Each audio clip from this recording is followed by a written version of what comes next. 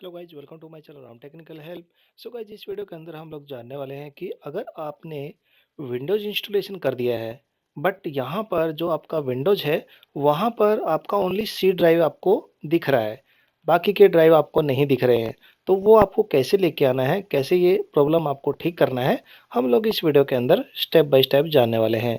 So guys, अगर आप मेरे चैनल पर नए हैं और पहली बार आए हैं, प्लीज़ सब्सक्राइब माई चैनल। ऐसी बहुत सारी वीडियोज आपको यहाँ पर मिल जाएंगी, चाहे वो लैपटॉप, डेस्कटॉप, यूट्यूब या फिर किसी भी सॉफ्टवेयर में किसी भी टाइप का आपको कुछ भी प्रॉब्लम आ रहा है तो गाइज आपको यहाँ पर हर टाइप का वीडियो मिल जाएगा।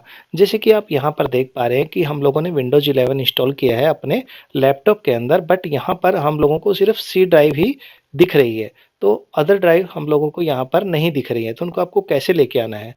तो गाइस, सबसे पहले आपको क्या है, आपको यहाँ पर स्टार्ट बटन पर आपको क्लिक करना है, राइट क्लिक कर लीजिए और डिस्क मैनेजमेंट का एक ऑप्शन मिल जाएगा आपको यहाँ पर, इस पर आपको क्लिक कर देना है।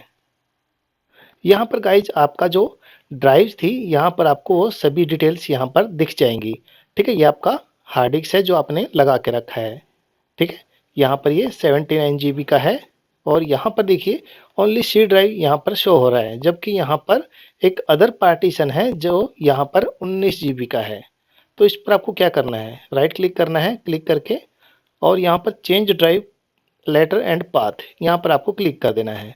ऐड बटन पर आपको क्लिक करना है। इसके बाद गाइज आप यहाँ पर कोई भी एक ड्राइव लेटर इसको असाइन कर दीजिए। ठीक है, हम लोग कोई भी एक ड्राइव लेटर इसको असाइन कर देते हैं। ये हम लोगों ने इसको असाइन कर दिया और ओके बटन पर आपको क्लिक कर देना है। ओके, तो गाइज यहाँ पर इसका ई ड्राइव पाथ असाइन हो गया है।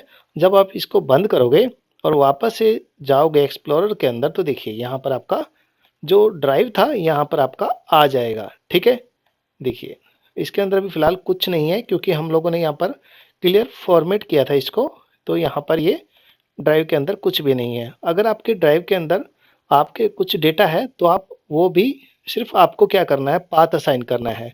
अगर आपसे वो फॉर्मेट के लिए पूछेगा तो आपको फॉर्मेट नहीं करना है, ओनली आपको ड्राइव पाथ देना है। सो गाइज, आई होप आप समझ गए होंगे कि अगर आपका प्रॉब्लम आ रहा है विंडोज इंस्टॉलेशन के बाद आपका जो ड्राइव है वो दिख नहीं रही है तो आपको उसको कैसे लेके आना है।